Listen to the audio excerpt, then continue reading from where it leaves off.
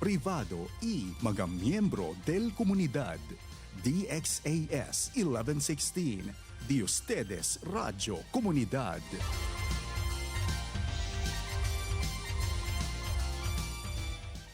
Ang oras sa buong Pilipinas, 1:30 ng hapon.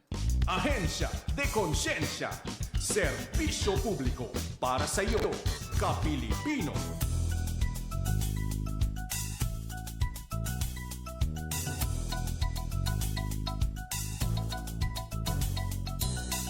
Mapagpalang araw sa lahat ng nakikinig at tumututok sa mga programa natin dito sa 1116 DXAS Your Community Radio, panibagong araw at pagkakataon na naman para tayo po ay makapagbigay ng mahahalagang impormasyon mula sa iba't ibang ahensya ng ating gobyerno. Kayo po ay nakikinig sa programang Ahensya de Konsensya. Ito po ang programang nagsisilbing tulay ng komunidad at gobyerno. Muli ako po ang inyong lingkod, Sarami Tulabing. Buenos dias a todo. Maayong hapon sa tanan. Good afternoon po sa lahat ng ating mga tagapakinig dito sa ating programang Ahensya de Konsensya. At syempre ngayon po ay ang first Wednesday para po sa buwan ng July. Kaya po makakasama natin mamaya ang ating bagong partner agency, ang National Police Commission Region 9. Good afternoon, Ciudad de Zamboanga. Maayong hapon, Zamboanga Sibugay, Zamboanga del Sur, Zamboanga del Norte. Hello po sa mga taga Basilan, Sulu at Tawi-Tawi. Ayan, tayo po muli ay nagsama-sama dito sa ating programa. Dito po yan ha, sa 1116 DXAS Radyo Komunidad. Good afternoon sa ating mga paaralan dyan. Oo, alam niyo po no, yung topic natin ngayon ay napaka-timing. Kasi kanina, nakakalungkot, di ba? Kasi ya pwede ba kal ustedes sabi, kay Chene ya sucede lansyahan. Niya pwede lansya un estudyante con el dos otro estudyante ali parte na Costa Este no na un National High School at napaka-timely dahil pag-uusapan po natin ngayong hapon na ito yung tungkol sa Republic Act number 9344. Ito po yung Juvenile Justice and Welfare Act of 2006. Kaya naman mamaya itatanong natin sa ating guest no ano yung possibility na pwedeng ikaharap ng ating minor na individual na kanina nga inamin naman. Oo, na talagang ginawa niya yun no, nanaksak siya dahil pala siya ay pinipuwersa umano. Ito version niya ha. Tamang puwersa kunele asigun alegawmente para man marijuana. Pero ako nakikita ko dito yung school. 'Di ba? Kasi dalawa ang nakikita natin ngayong kaso. Meron palang nagmamarijuana na mga estudyante. Pangalawa, bakit nakapasok yung kutsilyo sa loob ng paaralan? So grande también aquí debe contesta el mismo eskwela, no, ang mismong paaralan. Kasi whether we like it or not, nakikita natin baka nagkulang din ng monitoring. Initially, yun yung nakikita natin. Pero syempre, meron pang investigation na gagawin para mas malaman saan nagkulang, saan nagkamali, ano ang mga improvement na dapat gawin at ano ang dapat malaman ng ating mga kabataan. No, alam niyo po no, simula po kasi nangyari yung shooting incident sa loob ng paaralan ng Tacloban. Nagulat po tayo, tuloy-tuloy ang mga reports ng ating ng ibang mga mga kasamahan natin sa media na marami po ang mga estudyante ang nai-involve na sa iba pang violence. Kaya makinig po kayo sa ating programa ngayon dahil pag-uusapan po natin itong Juvenile Justice and Welfare Act of 2006 na muling nabuhay no ang issue na ito. At this afternoon, masaya po tayo dahil may makakasama po tayo ngayon no. And of course, good afternoon sa ating Acting Assistant Regional Director ng NAPOLCOM, si Attorney Alexis De Lima. Parang 1 month ko na hindi nakasama si Attorney De Lima. Pero nandito naman po makakasama natin si Attorney Jimson Rodriguez, isang Law Enforcement Evaluation Officer 2 ng NAPOLCOM 9. Good afternoon, Attorney Jimson. Hello po. Yes, ma'am. Good afternoon po. Yes, good afternoon. Welcome po dito sa aming station, Attorney. First time, no? Yes po. Kumusta po kayo, Attorney? Of course, no. Maging honest talaga ako, no? Yes Medyo may konting kaba kasi nga first time na mag-radio Radio program. Oo. Wag po kayong kabahan, Attorney. Magkaibigan po tayo. Naalala ko po yung sinabi nyo kay Clente. Nung sinabi kanina ni Ma'am na kayo, sabi ko, di ba siya to nagsabi sa akin, Clete? Pero good Attorney, kami po ay masaya dahil ito po ba yung first na na radio program? Yes, ma'am, no. Ito yung first ever, no, radio program na ako ay nag-appear, no. Oo, siguro so, excited din ako at the same time. Oo, hindi naman kita papahirapan, Attorney. Sakto lang. Yan talaga inaasahan ko. Sige po, baka may gusto kayong batiin. So, in behalf of our Regional Director, no, Attorney Pablito Abad Jr., no, our Regional Director of National Police Commission Regional Office 9, binabati ko po lahat ng mga nakikinig, no, sa FEBC radio station. Yes. Yes, ayan. Oo, medyo na-busy din kami ng technician namin dito. May hinahanap siya. Good afternoon po kay Attorney Abad. Si Attorney Abad nasa Pagadian pa rin po. Yes, ma'am. Si Attorney De Lima po nasa po siya. Ayun, no, si Attorney De Lima, may inatinan siyang event, no? Equally important event din. Oo, okay lang yan. Oo, pag may time naman si Attorney, talagang nagbibigay siya dito sa atin ng oras. So eto nga po, Attorney Jimson, no, pag-uusapan po natin itong napaka-timely na topic kasi nga po kung nalaman nyo po kanina, nagkaroon din ng stabbing incident dito sa may East Coast. Yes, ma'am. Actually, no, nakita ko yun kanina sa Facebook, no? Oo. So, magandang mapag-usapan. Kaya nga itong RA 9344, no, or the Juvenile Justice and Welfare Act of 2006, no, ito ay parang pinaka timely na napag-usapan ngayon, no? Very relevant siya kasi nga sabi niyo po kanina, ma'am, no, simula nung sa insidente sa Tacloban ay sunod-sunod na yung mga pangyayaring mga insidente sa school, no, na involving the minors, mga estudyante. Oo, actually nga maghahanap rin, meron tayong guest din para dyan.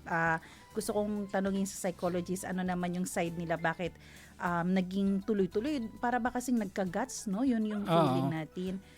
Kaya mahalaga malaman nila, baka meron po kasi attorney na naniniwala na akala nila pwede lang nilang gawin ang kahit ano dahil protektado sila ng batas. Kaya lilinawin natin yan ngayon. Yes. Kasi maling notion po yan, no? Oo. Misconception siya. Oo. Kaya po sa ating mga tagapakinig, gusto nyo pong sumali sa ating usapan. Kung meron po kayong tanong, comment, message, i-text po sa 0916-296-6625 o kaya ay mag-comment sa ating FB page, ang 1116 DXAS. Pwede nyo din pong i-follow ang FB page ng NAPOLCOM 9. Ito po yung NAPOLCOM Regional Office 9. So, attorney, hindi ko na po papatagalin pa. Sige po, ma'am. Una sa lahat po, pwede nyo po bang i-explain sa amin, no? Ito yung pinakamahalagang tanong. Ano po ba itong Republic Act number 9344 o itong mas kilalang Juvenile Justice and Welfare Act of 2006? So itong Republic Act 9344, no, o the Juvenile Justice and Welfare Act of 2006 as amended by RA 10630, no.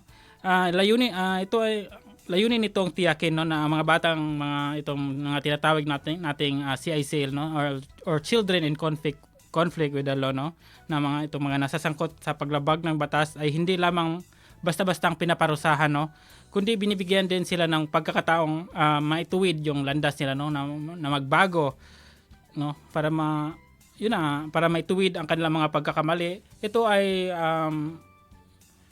itong mga measures na ito ay ginagawa para ma-rehabilitate itong mga bata na involved, no, sa itong mga tinatawag nating children in conflict with the law, no, itong mga inaakusahan, suspetsado, pati yung na-judge, no, na guilty siya sa isang krimen. So nakikita po natin dito yung itong act na ito, 9344, ang pinaka main goal niya pala bigyan ng pagkakataon ang minors Yes. na magbagong buhay. Yes, ma'am. Kasi kasi sa mga adult cases, wala tayong binibigay na chance, talagang judgment, no? Oo. Justice ang sinisik natin. Tama po ba? Tama, ma'am, no. So ang dito kasi sa itong batas para, no, sa mga bata, no, sa mga children, no, ang kino-consider kasi dito is yung best interest ng isang bata. So hindi siya iba ang treatment, no, sa mga adult offenders kaysa sa mga child offenders, no. So sa mga child offenders, dinadaan sila sa mga diversionary measures, no, kung applicable. And tapos yung kung na-judge man sila na sila talaga yung gumawa ng krimen, of course, no, may automatic stay of the pronouncement of judgment, no. So hindi mo na sila ikukulong kaagad Kasama yung mga of course, no, iba din yung sa separate talaga sila ng facility, no, detention facility sa the general population ng mga bilanggo, no, kasi nga baka maimpluwensyahan sila, and at the same time for their safety na lang din. Pero yung tanong, attorney, bakit kailangan pa ng espesyal na batas para sa mga bata kung, like example, yung sa Tacloban, yung 14 years old, ang dami niyang binaril, ang daming natamaan, may namatay, kung ang weight ng kanyang kasalanan ay katulad ng adult. So bakit kailangan espesyal ang treatment sa mga minor de edad? Yun na nga, ma'am, no, yung sinabi ko kanina na for the best interest of the child, no. So iba yung treatment sa mga bata kasi kailangan pang matingnan kung the moment na ginawa nilang yung krimen, did they act with discernment. So simple lang yung discernment naman. It's whether they have knowledge of what's right and wrong, no, during the commission of the offense. So yun lang naman, kaya may mga bata din na marami kasing mga social factors din, no, na nakaka-impluwensya sa mga bata. Like ito na, like hindi masyadong na guide ng mga magulang. Meron ding impluwensya ng mga peers, no, sa mga kaibigan. Of course, no, yung kahirapan. Yan, maraming mga factors, kaya yan na nga, kaya special talaga yung pag-treat sa mga child offenders. Kasi kumbaga ang adult fully matured na minsan Yes, yung take natin, no, na kahit minsan product sila ng broken family or ng broken marriage, pero dahil yung intellectual nila ay kaya na sanang mag-isip ng mabuti, kaya iba talaga ang take natin pag sila ang nagkamali, ang adult, compare sa minor po. Yes. Oo. So, yung iba nga yung problema sa pamilya, no, and kung i-check natin honestly, yung mga batang minor de edad na nasasangkot sa mga violence o mga krimen, actually may pare-parehong background. Broken family. Yes, ma'am. Yan naman talaga mga common mga factors, no. So, yan social factors, no? Like yung sinabi ko nga kanina, yung mga influensya na siguro hindi masyadong naturuan, no, ng proper mga manners or guidance from the parents, no. Hindi masyadong natutukan kasi siguro baka wala din ng parents, ganyan.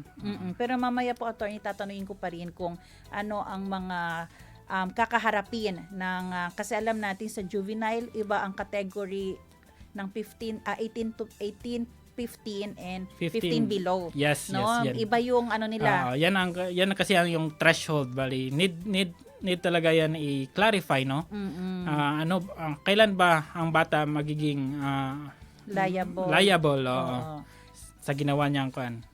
Pero ito po, lagi naming naririnig, child in conflict with the law o CICL. Alam ko dito sa Zamboanga, nandyan sa Kulianan.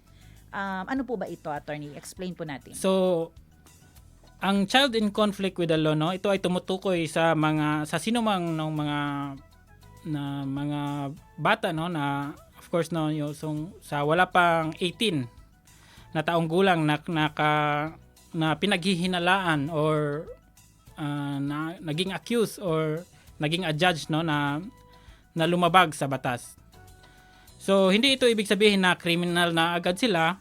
Ito lamang ang legal na term, no, para itukoy na sila itong child in conflict with the law, kasi nga need talaga ng distinction sa mga bata pati ito yung sa mga adult offenders. So, yan, kailangan may kaya iba talaga ang proseso sa pag-treat sa itong dalawang to, sa children pati sa adult offenders. Okay, so parang ang take ko nito, hindi suspect agad ang tawag natin, pero CICL. Yes, CICL, hindi kagad yung suspect. Yung sa term. CICL. Oo. Bakit nga ba kailangan din ganyan, attorney? Parang, paano po ba yan? Suspect naman din talaga sila. Siguro yan siguro ang ginawang term, no, ng mga mambabatas, Yes. no, after siguro a series of consultations, kasi nga mahirap, no, sa part ng bata, no, kung natawagin siyang akusado, suspetsado, or mabigat masyado, no. For the best interest of the child, siguro medyo nilight nila yung or na tone down yung ang term sa kanila. Kaya children in conflict with the law, para hindi masyadong malagay yung bata, no, sa situation na makailagay niya na sa isip niya ilagay na, niya sa isip niya na siya ay suspect or akusado, ganyan yun. So, yan, talagang binibigyan ng chance yes, ang bata. binibigyan talaga ng chance, Oo. no? Hindi talaga automatic closed door, no? Oo. Pero po, nirerespeto po natin yung mga damdamin din ng mga magulang na naging biktima din, no? Hindi po namin maaalis yan sa inyo, pero dahil nga ito ay naaprubahan ng ating mga lawmakers, kaya ito yung mga term na ginagamit natin, CICL. Ayan po. So, ito po, attorney, ang pinakamahalagang tanong din. Kasi, meron din po ako nakitang news kanina, nakalimutan ko sa yung lugar, may minor de edad na nakipag-away sa mga pump attendant. Tapos, binasag niya yung parang bote ata, tapos trinay niyang saktan. At narinig siya ng ibang witness na nagsabi, kahit saksakin kita, hindi ako makukulong. Kaya mas aggressive, mas matapang. Pero later on, sinuko siya ng mama niya sa otoridad. So, ang tanong po ngayon, totoo bang hindi maaaring kasuhan ang menor de edad? So, hindi po yan siya totoo, no? Kasi may distinction tayo sa batas, no? Itong tinatawag natin na age of criminal responsibility, no? So, sa revised penal code kasi, no? Ang mga children talaga, no? Is exempted, na generally exempted, pero naamen kasi yung RPC nitong RA 9344. Bali sa RPC kasi exempted, no, yung mga batang below 9 years of age, tapos yung 9 to 15 naman ay hindi automatic agad exempted kung makikitang nag-act sila with discernment. Now dito naman sa 9344, ang edad naman dito na binabasyan ay itong 15 over the age of 15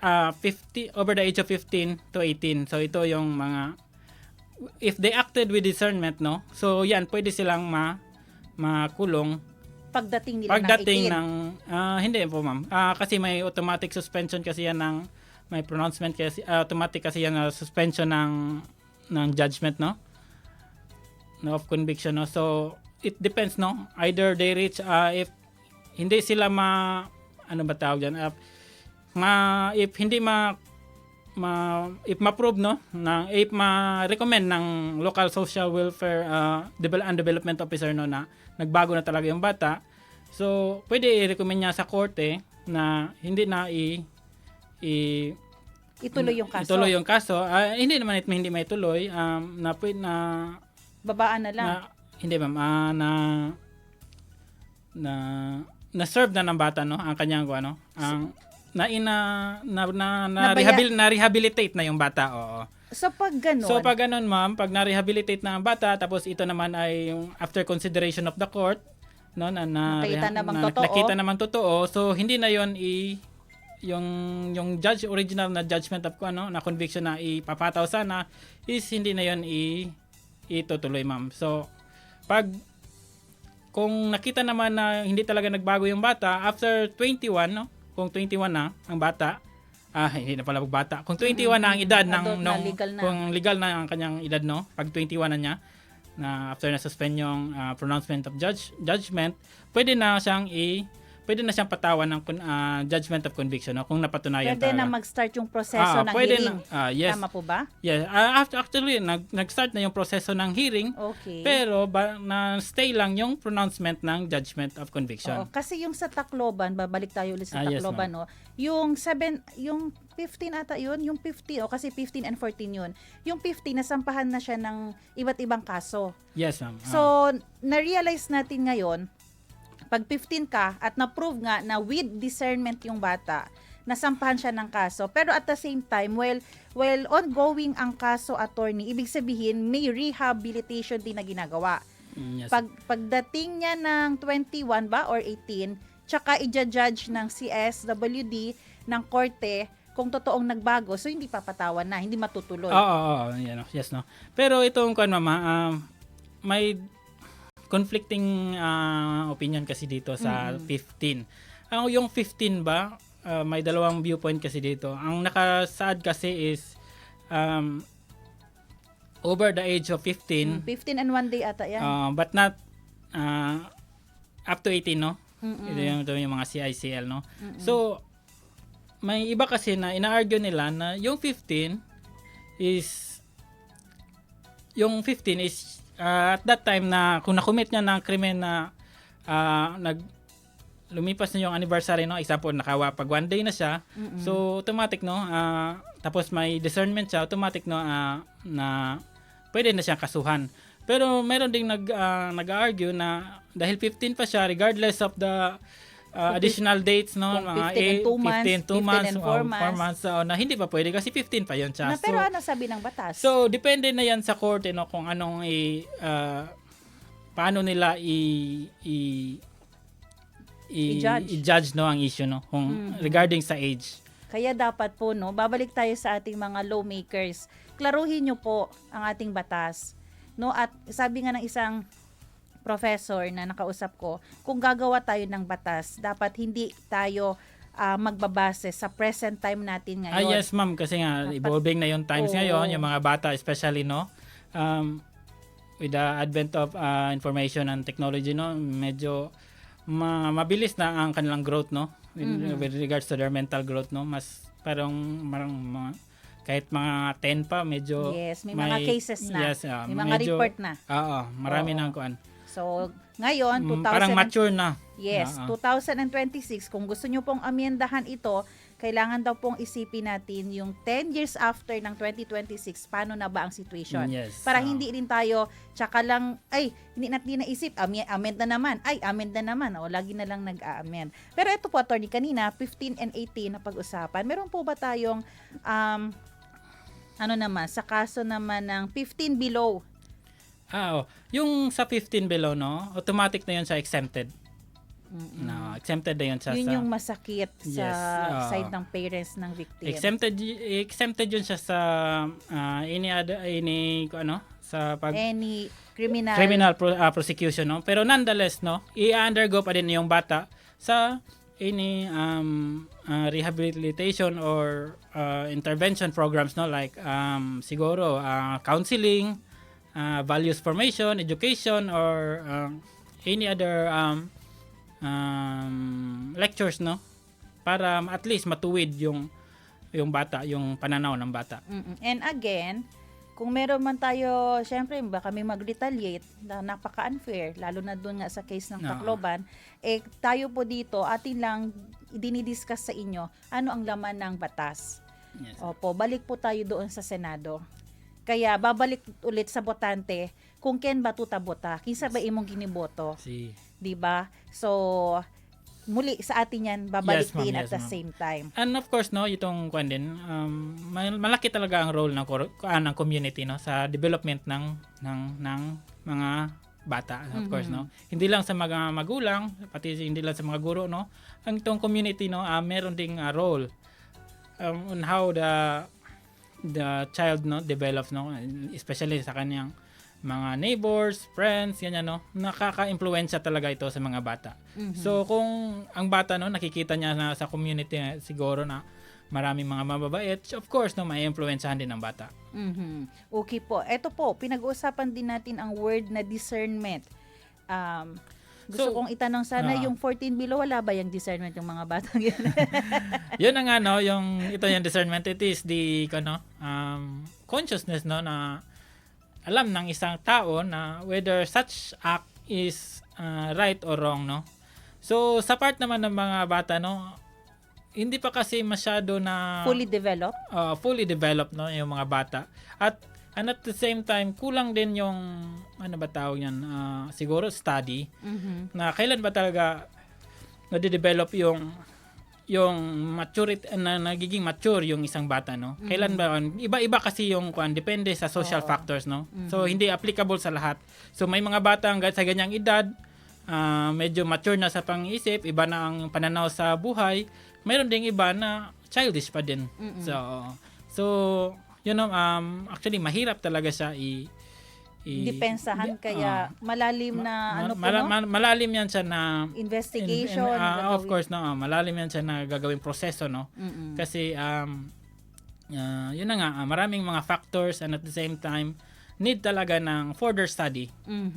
Pero po, attorney, kailan naman natin malalaman kung gumawa siya ng krimen or ng violence? Kailan natin malalaman kung totoong may discernment na siya? May mga tinitingnan ba din tayo na kapag play na kasi, like of course, no? Tacloban na naman tayo. Parang sige. May 1 pa lang daw, plinano na daw po pala Yun, of course, no, yung plano, no. Doon pa lang sa pagpaplano, kung like yung sa Tacloban, no, of course, no, nag-leak yung sa messenger chat nila, no. So doon nakita na kaagad no, na may plano na sila, of course, no, nag-discuss pa nga sila sa batas. So of course, doon pa lang, no, parang at least, no, doon pa lang makikita na medyo may discernment na talaga yung mga bata. Okay. Kasi alam na nila, no. So iba pa diyan, siguro after sa pagplano, nagplano sa ibang bagay pa na makikita, no, na may discernment is itong alam niya na mali siya kaya nagtago siya. Nagtago siya after niya na nakakommit niya ng insidente. Then of course, no, siguro nung Yung nakommit weapon. niya, nakita niya, nakommit niya yung crime, tinago niya yung sinabi mo, ma'am, na weapon or any other evidence, no. So diyan pa lang makikita na, no, na may discernment siya. Alam niya na kung ano ang tama at mali. Alam niyang mali yung kaya kailangan niyang itago yung yes. katotohanan. Oo. Okay. Attorney, bago tayo mag-break, tanungin ko muna ito kasi katulad po nitong nangyari, no, sa East Coast kanina lang, yung tanong po, menor de edad, stabbing, Yes, ma'am. pananaksak, ang na-involve siya sa sinaksak niya. Okay, yung estudyante, yung schoolmate niya ba or classmate niya ba, magkakaroon lang ba siya ng kaso kapag sinampahan din siya ng kaso, or automatic po kukunin siya ng CSWDO, hindi na kailangan na mag-file ng complaint ang victim? Paano po ba yan? Kasi di ba sa adult, of course, no, mag-file? kailangan pa din mag-file kung Oo. nakakommit ng krimen, no, yung CICL, no, kailangan pa din mag-file.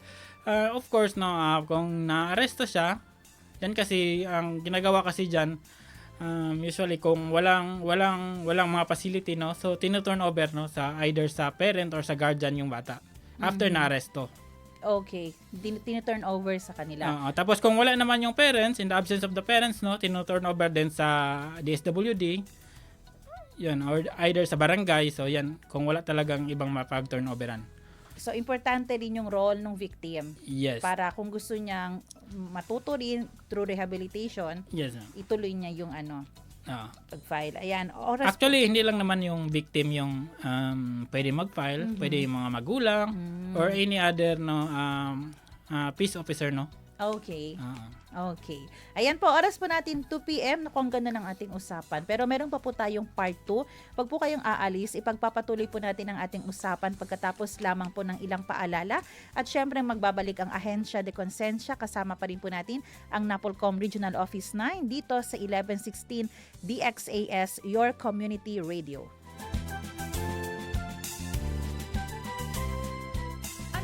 Isip mo kapag narinig mo ang salitang traffic? Mga sasakyang nagsisiksikan sa kalsada, napakabagal ng pag-usad, bumper to bumper, nakakainip, nakakainis, nakakaubos ng pasensya. Pero may higit na malalang uri ng traffic na dapat mong malaman. Ito ang human trafficking. Ang human trafficking ay tumutukoy sa pag-recruit, pagbiyahe, paglipat, pagkupkop o pagtanggap ng mga tao upang sila'y pagsamantalahan sa pamamagitan ng prostitusyon, pornography o forced labor. 30 milyon na ang biktima ng trafficking sa Asia sa loob ng 30 taon. Karamihan dito ay mga bata at kababaihan. Nakalulungkot mang isipin, pero hanggang ngayon, maraming mga bata at babae ang ikinakalakal at ipinagbibili. Pakiusap naman, sa susunod na maipit ka uli sa traffic, sana maalala mong ipanalangin ang mga biktima ng human trafficking. May magagawa ka para masugpo ang paglaganap ng human trafficking sa iyong komunidad. Maging alerto at i-report ito sa kinauukulan. Magpalaganap din ng kaalaman laban sa trafficking. Para sa dagdag na detalye tungkol sa problema ng human trafficking, tumawag sa Philippine Children's Ministries Network sa 881-2817 o makipag-ugnayan sa himpilang ito.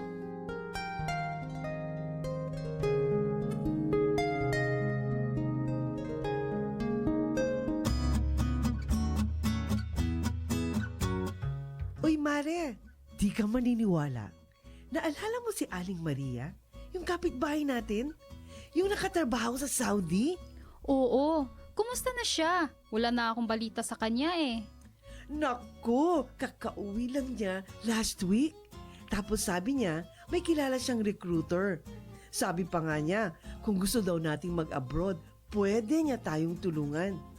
Mabilis makakaalis, walang poproblemahin, at maaahon natin sa kahirapan ang pamilya natin. Talaga ba?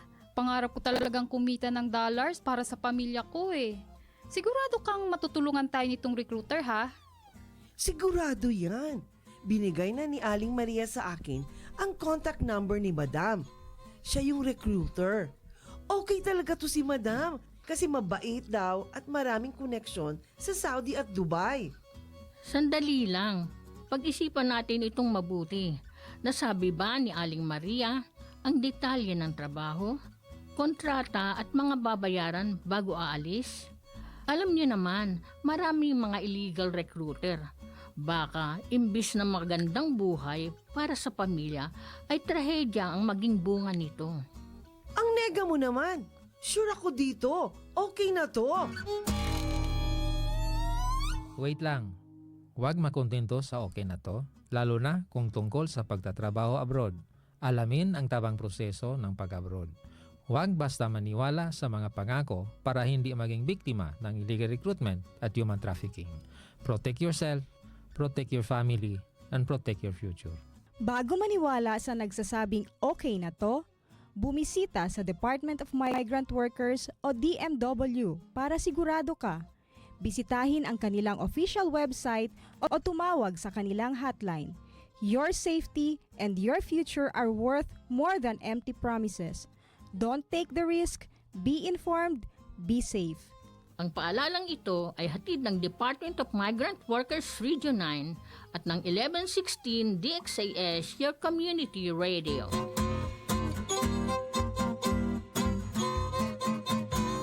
Han, hindi ko maisaksak itong TV natin. Sira na kasi itong electrical cable niya eh. Kapag sinusubukan kong idikit sa saksakan, nag-i-spark. Nako, wag mo na munang isaksak, baka mapano ka pa. Wag na rin muna natin itong gamitin sa ngayon. Dadalhin ko na lang ito sa repair shop para maipaayos o mapalitan na. Mabuti pa nga. Mahirap na at baka maging dahilan pa yan ng sunog eh. Iba na yung nakakasiguro tayo. Tama ka, Han. Buti pa ay i-check na rin natin ang electrical wiring ng iba pa nating mga gamit. Tiyakin nating lahat ng appliances natin ay maayos ang connection at kable. Oo, sige Han. I-check na natin ngayon para makasiguro tayong magiging ligtas ang ating pamilya. Mahalaga ang pag-iingat para manatiling ligtas ang inyong pamilya at mga ari-arian mula sa sunog o anumang sakuna. Paalala ng himpilang ito ng Far East Broadcasting Company, Philippines.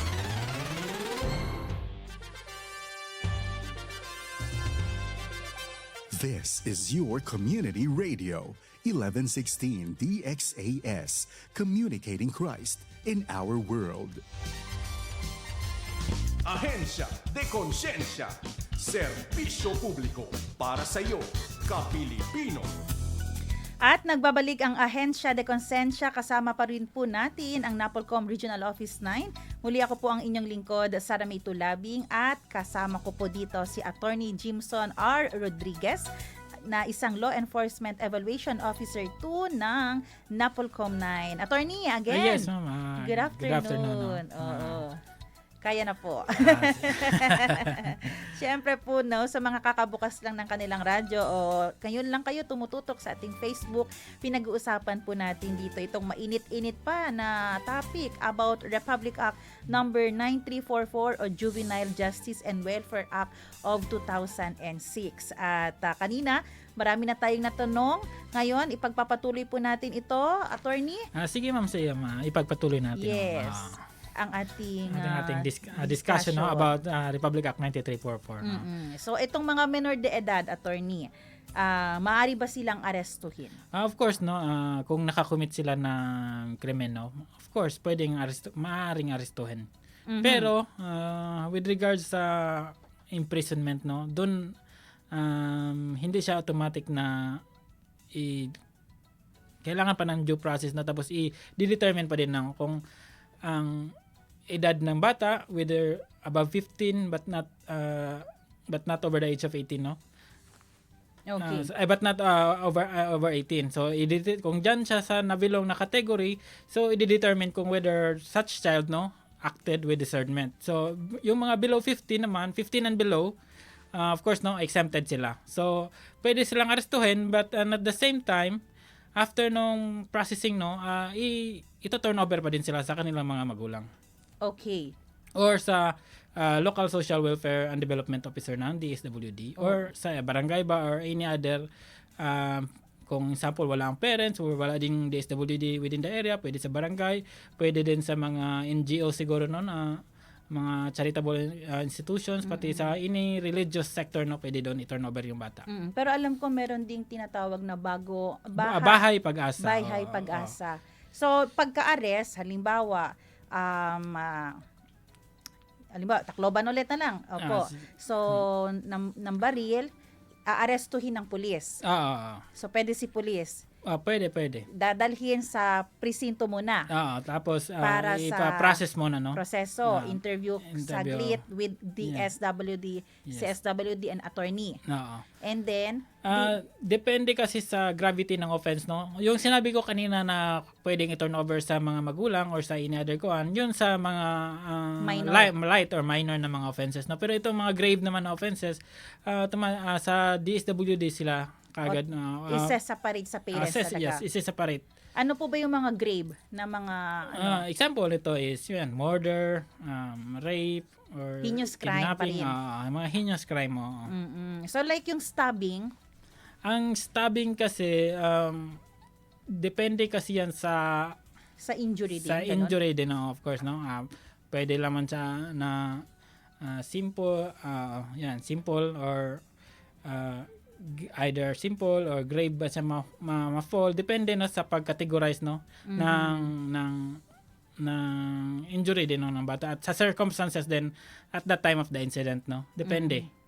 So may chance pwede either pwede man physical injury or grave physical injury or yan, slight lang na slight physical injury or depende sa incidente, tapos depende din sa anong na-sustain ng victim no. Okay, eto po attorney. Whether we like it or not, may mga karapatan ang mga bata. Of course may no, inaaresto. yan. Sige po, para ang lahat naman tayo actually may mga karapatan. So itong karapatan ng bata is the same with anyone else no. So of course kung ang bata ay nakakommit ng krimen tapos na-aresto, of course no, siyempre una-una may karapatan silang manahimik no. Of course, karapatan din nilang marinig no kung nagmi-Miranda rights ba din niya sa kanila? Yes, of course no. Okay. Pero pinapaintindi sa kanila ng dahan-dahan na in a way na naiintindihan nila. No, of course no, sa part diyan no kung bakit sila hinuli. So ini-inform sila kung ano yung dahilan. anong dahilan kung bakit sila hinuli. Pati right din nila no na makapiling yung mga magulang nila, and at the same time right din nilang na guided no, assisted by a counsel no ng abogado. So yan mga rights nila among others no. Of course no right nila talaga din na ito yung pinaka-basic na right no na tratuhin na may dignidad. So yun po talaga yun kahit po yes, shooting ang kanyang involvement. Kahit no matter how grave the the crime he committed no, bata pa din yan siya, tao pa din yan siya. So kailangan tratuhin with dignity no. Hindi hindi pahirapan, hindi torturein at any other no na nakakapawalang ng sa kanyang nakaka-lessen or nakakapawala sa kanyang dignidad. Oo no, grabe yung grace na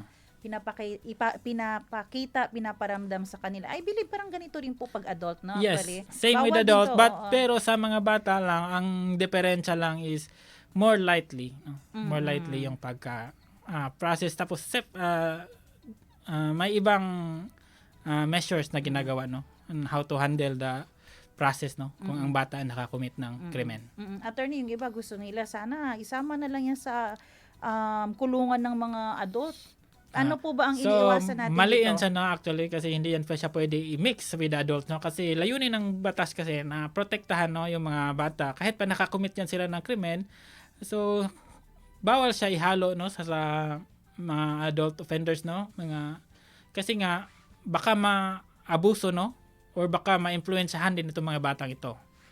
So kaya minabuti na i-separate talaga sila. Oo. Pero yung iba attorney mag-iisip, hindi matututo yan. Meron matututo naman kasi nga yung example itong DSWD, nagkakandak naman sila ng mga counseling, psychological assessment, and mga values formation no, ito importante ito. Siyempre diyan ini-inculcate nila sa mga bata no yung syempre yung GMRC no, good manners and right conduct no, and of course pag education din, any other seminars no, pati any other psychological na services no, na syempre may mga psychological tong DSWD na yung mga bata talaga ay pinapangaralan nila. Pero sabi din po ng iba, kung ganyan lang, walang mangyayari. Dapat talaga ikulong. So, kung hindi makukulong ba din, ano po ang mangyayari sa bata? Kung, of course, depende sa ano yung gravity ng offense na ginawa nila. Kung hindi nakukulong, doon sila, usually niyan, doon sila binabahay no, sa mga youth rehabilitation center. Doon sila sa mga rehabilitation facility, while undergoing intervention programs. Hopefully lang no, ang prayer lang natin, sana ganun ka-intense, ganun ka-intentional, kasi dahil hanggang nasa ilalim tayo ng ganitong batas, Yes, ang prayer natin na sana gawing talagang intentional lahat ng counseling, values formation, pag-aaral, kasi masakit yung para sa magulang ng mga biktima na Yes, tuturuan mo lang, values lang, counseling lang, walang justice. Parang yung kasi yung ano din feeling ng parents. So dahil yun nga, wala din tayong magawa dahil ito pa ang nasa batas natin, dapat intentional talaga gagawin nito ng ating mga nasa kinauukulan. Yes, ma'am. Kasi nga, like yung sinabi mo, ma'am, yan na nga ang batas sa ngayon. So, dapat i-follow natin kung ano ang naka-state no, sa batas. Kahit masakit man isipin, no, na parang may nagawa na nahuli na nga sa akto na may nagawa nila. Umami na nga. Pero, at the same time, ito nga sila, under the present law, no, sila ay tinuturing pa ding mga bata. So, ang ginagawa is, kung anong mga intervention ginagawa sa kanila is for their best interest, no? So, same with any other naman na mga bata, equal naman yung treatment kung nakakumit din ng krimen, ganyan, equal naman. So, hindi naman itong batas kasi natin fair naman sa lahat. So, okay. Yan yung tinatry nating paniwalaan na fair pa talaga ang batas sa lahat. Yan yung challenge ng ating mga puso. Ano po ang diversion, attorney? So, itong diversion, no, ginagawa ito ng isa itong measure, no, para itong mga batang mga CICL ay mas mapabetter na yun nga kanina sabi ko na mas ma-rehabilitate sila para for the purpose of reintegration na lang din sa community, no, after nila makaserve ng any other diversion programs, no. So dito na pumapasok yung mga counseling, mga education or psychological services, and of course, no, itong values formation. So, dyan pumapasok yung diversion programs para sa mga CICL. Paano po, attorney, kung paulit-ulit nilang ginagawa yung krimen? Halimbawa, sabihin natin, nagsimula sa stabbing. Yes. Tapos, mamaya, inulit sa ibang tao. Mamaya, may ibang form of, physical na violence. Paano po yan pag ganyan? So, kung ganyan na talaga, ma'am, no, kung parang habitual na lang din na ginagawa nila, tapos same pa din ang kuhan. Of course, no, ang mahirap kasi dyan is same pa din yung proseso. Of course, no. Kasi nga, kung bata pa din sila talaga, tapos they did not act with discernment, kung hindi pa sila naka-reach ng 15 na above. Siguro, with discernment na siguro po siguro, kung ma-determine ng korte na yun na nga, with discernment so, na ngayon. So, dapat si korte ang may tamang discernment. Hindi.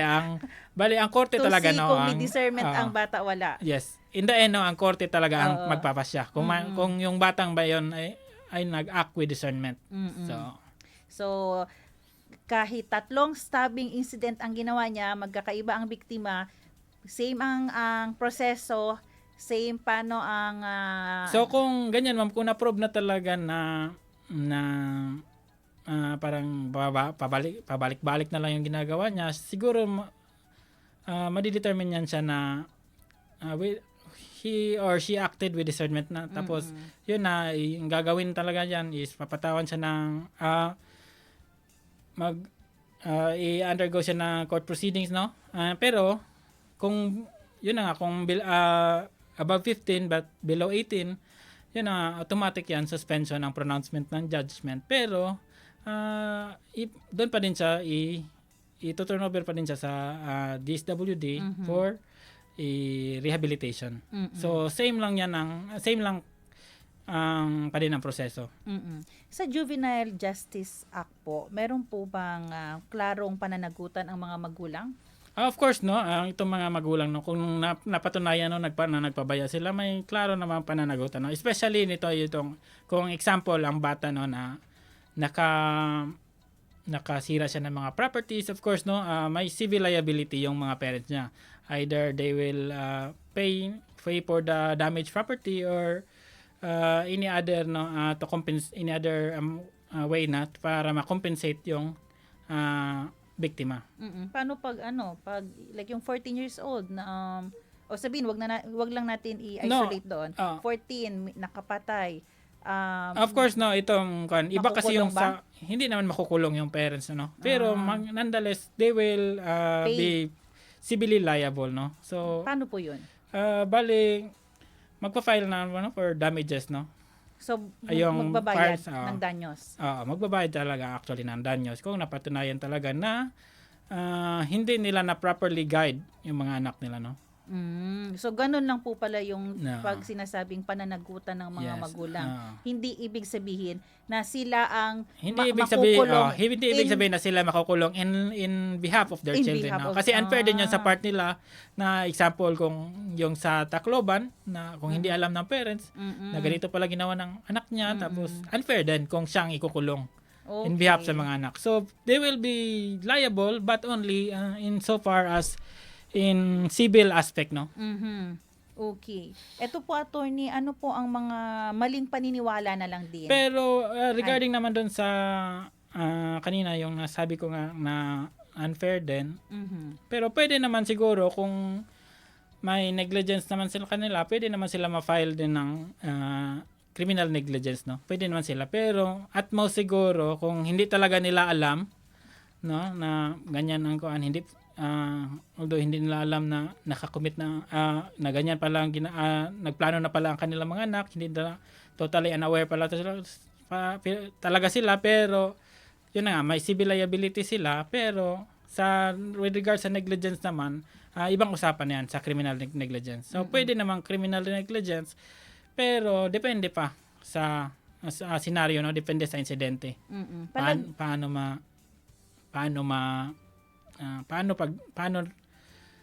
nangyari yung ganong insidente. So depende, maraming mga factors, maraming mga pero pwede naman na sila makasuhan ng criminal negligence, pero depende sa sitwasyon. Okay. Pero palagay ko din, no, pwede lang hindi mo alam kasi baka hindi ka close sa anak mo. Baka walang open communication, baka busy ka too much sa work mo, hindi mo na mo monitor yung anak mo pala, may struggle na pala sa loob niya na pwede na magresulta sa violence, no? Yes. Kaya nga, yung sinabi ko kanina, at most civilly liable sila. Pero with regards sa criminal negligence, depende, no? Depende kung kailangan, kung liable ba sila. So depende sa sitwasyon. Okay. So pwede criminal, pwede din, pero at most civil. Okay. Yung maling paniniwala natin tungkol sa RA 9344, so far, attorney, yun pong hindi raw nakukulong ang mga bata. Well, nakukulong naman yung mga bata. Example, kung after over the age of 15 but not 18, no? So, kung if they acted with discernment, no, itong mga batang over the age of 15 but not 18, not 18, no, not 17 pala, 17, kasi nga mga 15 and above to 17 nakukulong naman sila, pero doon nga sila kinukulong sa hindi actually kulong. Detain.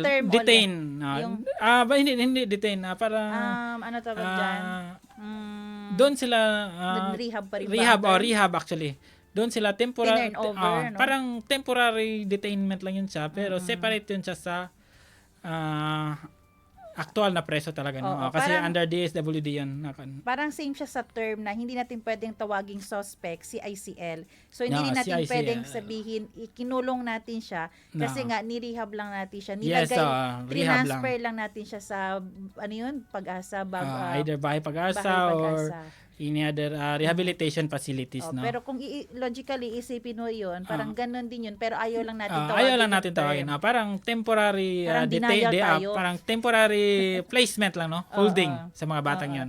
Under the supervision of the local social welfare and development officer, no, or the sa DSWD. Ayan, oras po natin 2:24. Kulang po talaga ang time natin, attorney. Pero ano po yung panawagan nyo na lang po, mensahe na lang po siguro sa parents, sa community, no, at doon sa mga kabataan ngayon na akala nila ay wala silang pananagutan? Of course, no, sa parents muna tayo, no. So, of course, no, yung pamilya, no, ito talaga yung basic institution, no, na for the child development, no, and rearing and growth, no. So, siguro sa mga parents, alamin natin yung mga pinagagawa ng mga ating mga anak, no. Bantayan natin sila mabuti, tapos of course, no, kausapin natin sila, no, ano ba mga problema, then at the same time pangaralan, no, of kung ano ang tama at saka mali. So the parents should teach their children with values, no. With regards naman sa community, no, siguro kasi nga community may maapektahan niya ng mga bata kasi nga dyan naman sa community talaga yung nag-grow up ng mga bata, no. So kung sa paglaki ng bata, no, may pakita ng community na kung ano ang tama at saka mali, tapos siguro kung ano kasi na nakikita ng bata, yun din yung pina-follow niya. So kung mababait naman lahat sa community, yun of course, no, yun nakaka-impluwensya talaga yun sa mga bata. Pati sa mga peers naman, no, sa mga kaibigan, siguro i-guide yung mga sa mabuti, no, yung kaibigan nila na medyo may maling pananaw, so i-guide na lang nila. Para sa mas better na pananaw, no. Ako naman, panawagan ko sa parents, iligtas nyo po ang mga anak nyo. In what way? Turuan nyo, sabi nga ni attorney kanina, turuan nyo ng magandang asal para paglaki niyan, marunong po yan paano mag-communicate at marunong maging mabuting tao, maging effective. At kung feeling nyo po ang inyong community ngayon ay hindi na healthy, lumipat po kayo ng bahay. Di ba? Parang kung ako kaysa naman maging katulad ng anak nyo yung nasa labas ng community, kung may ibang area po kayo para sa anak nyo, mailigtas nyo lang po ang anak nyo, gawin na po natin. Pero hoping na magkaroon ng transformation pa rin ang bawat isa sa atin. May pagkakataon. Ang nagigets ko sa juvenile justice law, talagang pagkakataon. Yes, ma'am. Pagkakataong magbago. Transformation, no? Rehabilitation, no? At saka reintegration na lang din sa community. Oo. So ito lang naman, no, yung siguro ito patapos naman tayo, ma'am, no. Bali ito na lang siguro ang viewpoint ko, no, sa Republic Act 9344, no, as amended. Itong batas na ito ay hindi ito pumapabor sa krimen, no. Kasi mali kasi yung mga viewpoint ng iba, no. Mas parang pinapaboran na daw ang paggawa ng krimen sa mga bata na nakaka-insight dito sa mga bata na gumawa ng krimen. Hindi po 'yan ang purpose ng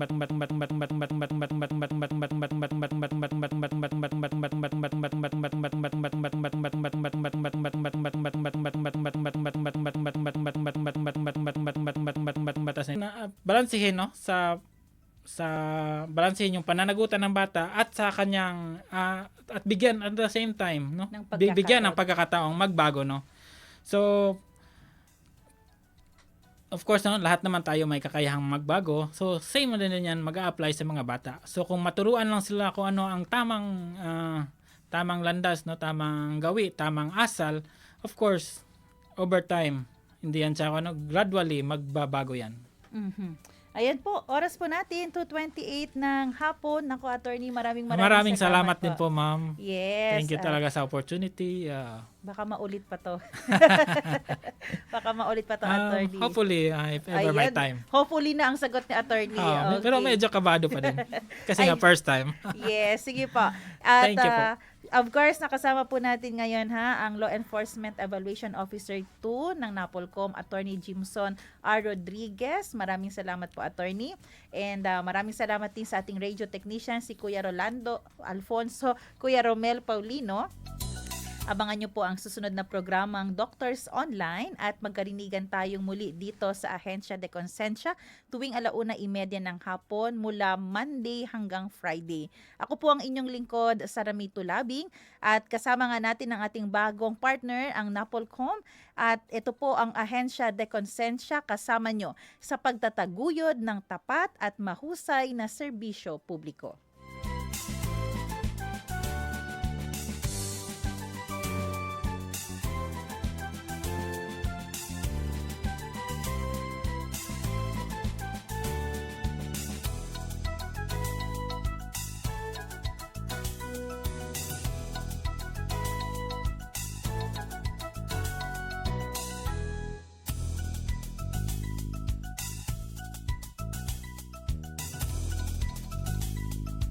Inyong napakinggan ang programang Ahensya de Konsensya.